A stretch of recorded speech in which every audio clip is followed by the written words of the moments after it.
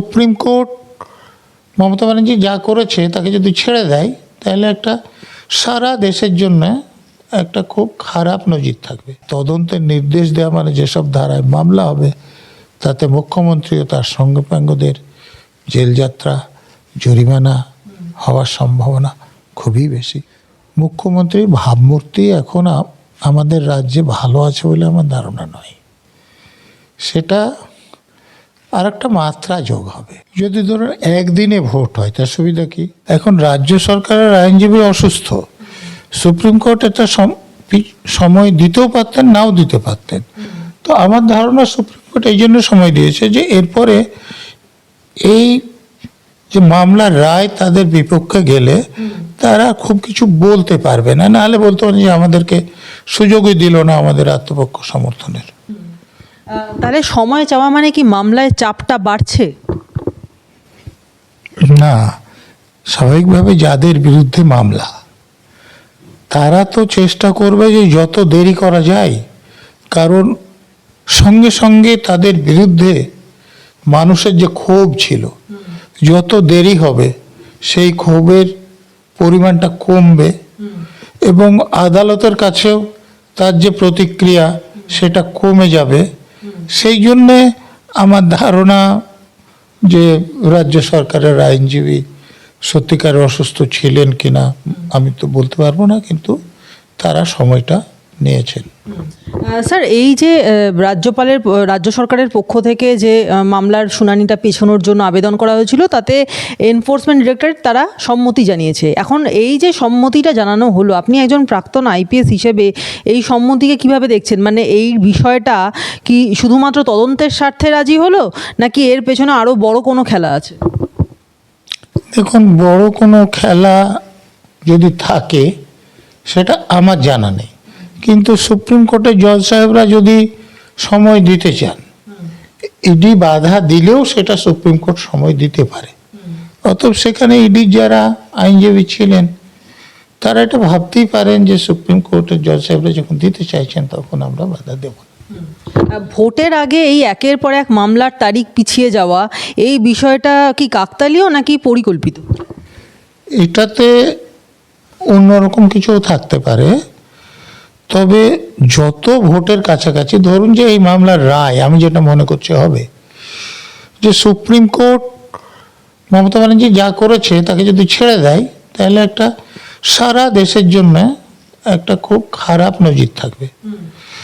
অতএব আমি আশা করছি যে সুপ্রিম কোর্ট ছেড়ে না দিয়ে এখানে তদন্তের আদেশ দেবে, আর তদন্তের আদেশ যখন ভোট চলে আসছে তখন তদন্তের আদেশ দেয়া মানে যাদের বিরুদ্ধে তদন্তের আদেশ হচ্ছে তাদেরই তো বেশি ক্ষতি হবে। পরবর্তীতে কোন দিকে এই মামলা মোড় নিতে পারে বলে মনে করছেন? মানে শুনানি যদি পিছিয়ে যায় তাহলে কাদের লাভ বেশি, অভিযুক্ত পক্ষ নাকি তদন্তকারী পক্ষ, মানে যে তদন্তকারী সংস্থা তাদের? না, তদন্তকারী সংস্থার তো মামলা যত দেরি হবে তত ক্ষতি, এ ব্যাপারে কোনো রকম সন্দেহ নেই। কারণ সঙ্গে সঙ্গে তদন্ত শুরু করলে যে প্রমাণগুলো পাওয়া যায়, যত দেরি হয় সে প্রমাণের সংখ্যা কমতে থাকে, পাওয়ার সম্ভাবনাও কমতে থাকে। কিন্তু আমি যে কথাটা বললাম যে মমতা ব্যানার্জি এবং তিনি যাদের সঙ্গে করে নিয়ে গেছিলেন, ডিজি, সিপি, ডিসি, অন্যান্য কর্মচারী, এমনকি চিফ সেক্রেটারি সমেত, তাদের বিরুদ্ধে যদি ঠিক ভোটের আগে মামলা শুরু হয়ে যায় তাহলে তো তাদেরও ক্ষতি কম হবে না।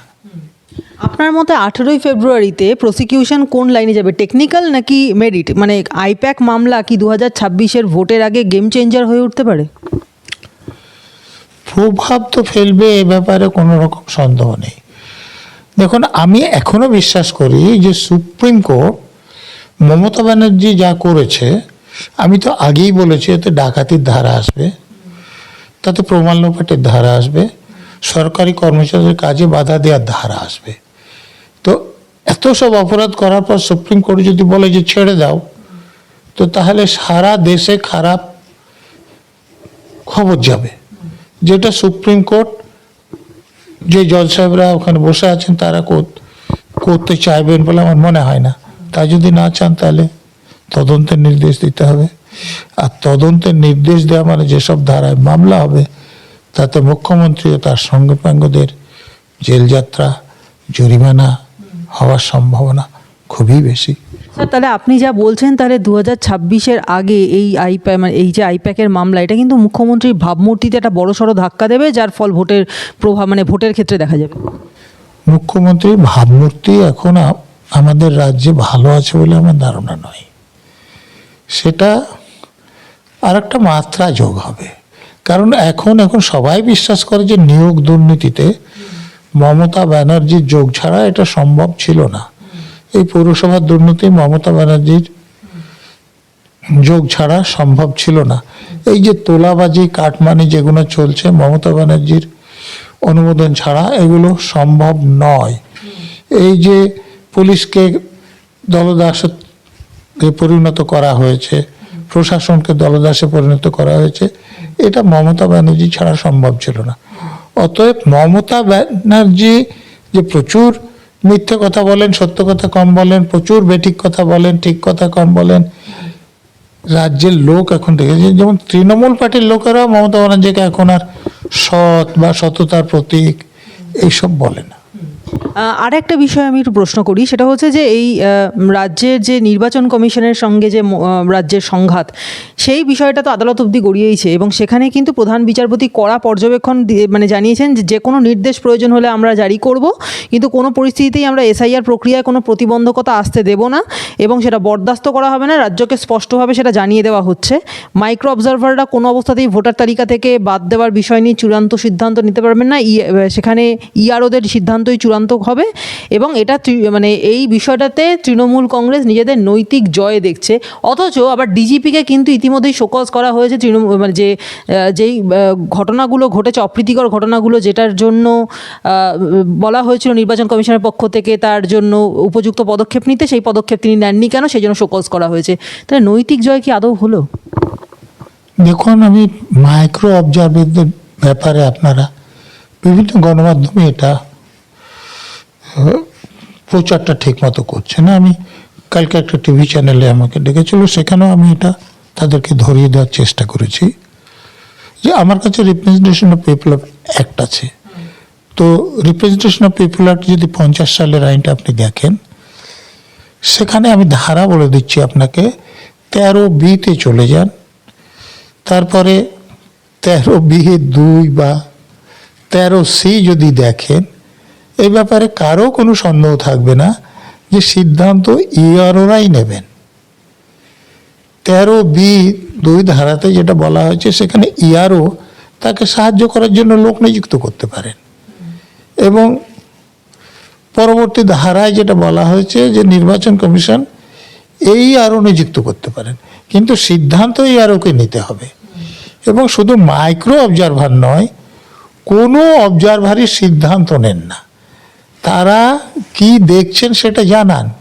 তো এই মাইক্রো অবজারভাররাও এখন পর্যন্ত যে কাজ করেছেন, এই সুপ্রিম কোর্টের রায়ের আগেও তারা কোথাও কোনো সিদ্ধান্ত নেননি।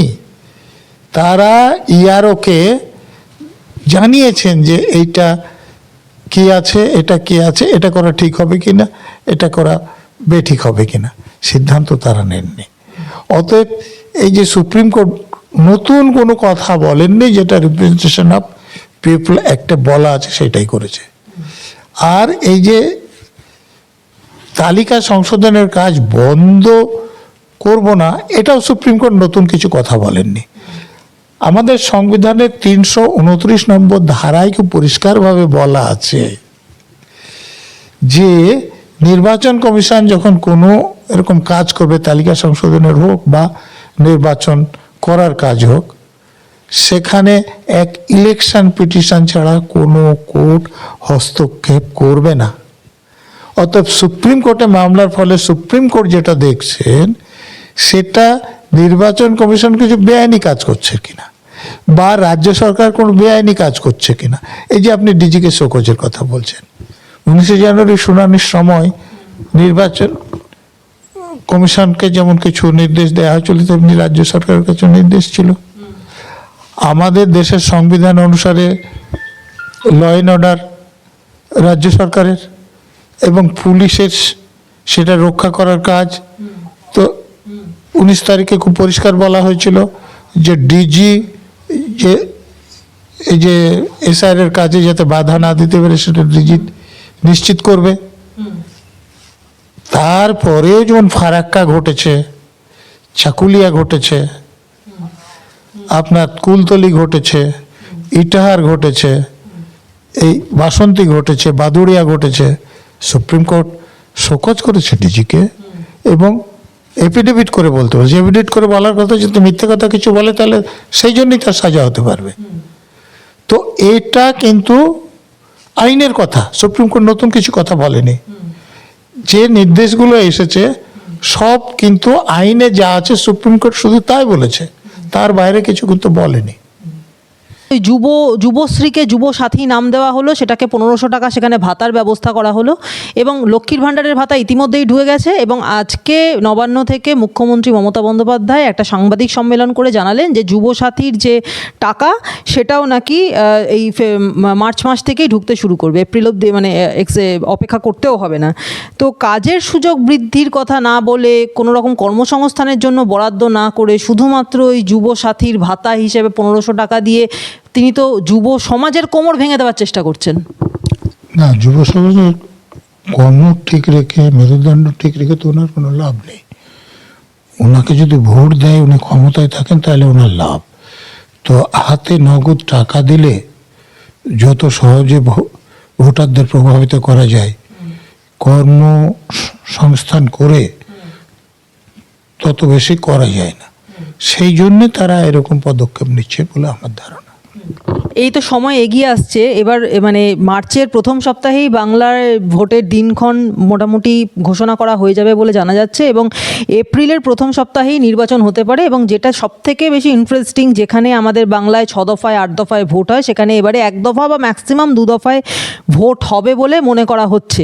তাহলে এই টাইমলাইন শাসক দল নাকি বিরোধী পক্ষ, কাদের জন্য বেশি অনুকূল হবে? দেখো, একাধিক দিনে ভোট হলে তার কিছু সুবিধা আছে, কিছু অসুবিধা আছে।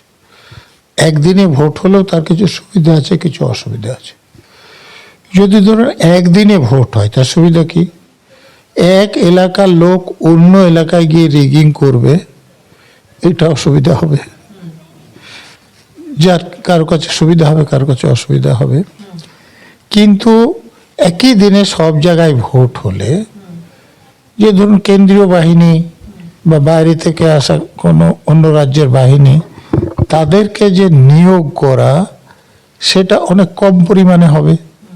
দফায় দফায় ভোট হলে একই লোকবলকে একাধিক জায়গায় ব্যবহার করা যায়, কিন্তু একদিনে ভোট হলে এদের ব্যবহারের সংখ্যা কম থাকবে। এতে কারো সুবিধা হবে, কারো অসুবিধা হবে। বাংলার মতো একটা সংবেদনশীল রাজ্য, সেখানে কম দফায় ভোট মানেই কি বাড়তি চাপ বলে মনে করেন? কারণ 1-2 দফায় ভোট হলে বাহিনী মোতায়েন এবং রোটেশন কিভাবে হবে সেটা তো বোঝা যায়। 1-2 দফায় মানে তো হাই রিস্ক ইলেকশন হয়ে যায়। দেখুন, পঞ্চায়েত ভোট 23 সালে 1 দফায় একদিনে হয়েছে। আপনারা জানেন, আমার শেষে শুরু বলে একটা বই আছে, সেখানে আমি 64 জনের নামের তালিকা দিয়েছি যারা খুন হয়েছেন এবং তারা কে কোন দলের, কবে কোথায় কিভাবে খুন হয়েছে সেটাও দিয়েছি। এই 64 জনের মধ্যে কিন্তু 34 জন হচ্ছে তৃণমূলের। তার মানে বেশি সংখ্যক লোক তৃণমূলের খুন হয়েছে। তো এই রকম যদি একদিনে ভোট হয় এবং সেখানে পুলিশের সংখ্যা কম থাকে, তাহলে যার যেখানে জোর বেশি তাদের সুবিধা হবে। জোর বেশি বলতে আমি বলছি মানে ভোট রিগিং করার, বুথ দখল করার, এইসব জোর বেশি বলছি। স্যার, তাহলে কম দফায় ভোট মানেই কি দ্রুত ফল? মানে সেক্ষেত্রে রাজনৈতিক প্রভাব কতটা বড়? কম দফায় মানে যদি একদিনই সব ভোট হয়, তাহলে এখানে যে বাড়তি ফোর্স বাইরে থেকে এনে যেটা নিয়োগ করা হয়, সেইটা খুব বেশি সংখ্যক করা যাবে না। তো এইটা যদি স্থানীয় পুলিশকে প্রভাবিত করে গুন্ডা বদমাশরা রিগিং করতে পারে, তাহলে যেখানে যাদের ডমিনেন্স আছে তারা রিগিং বেশি করতে পারে, তাদের জেতার সম্ভাবনা বেশি। স্যার আমি একটা স্ট্রেট প্রশ্ন করছি আপনাকে, যে এই যদি রাজ্যে, আমাদের রাজ্যে এক দফায় বা ম্যাক্সিমাম দু দফায় ভোট হয়, তাহলে সেক্ষেত্রে ওই যে ভায়োলেন্স যেটা হয় অথবা রিগিং, ছাপ্পা ভোটের মতো যে একটা মানে ঘটনা ঘটিয়ে নিজেদের দিকে ভোটটা টানার চেষ্টা করে শাসক দল, সেই যে সুযোগগুলো, সেই সুযোগগুলো কি শাসক দলের হাত থেকে বেরিয়ে যাবে? না, কেন বেরোবে? একমাত্র অন্য এলাকায় থেকে লোক এনে সেই এলাকায় রিগিং করার সুযোগটা পেয়ে, কিন্তু সেই এলাকায় তাদের কোনো লোক নেই এরকম তো নয়, সেই এলাকায় তাদের কোনো গুন্ডা বদমাশ নেই এরকম তো নয়, অতএব সেগুলো থাকবে।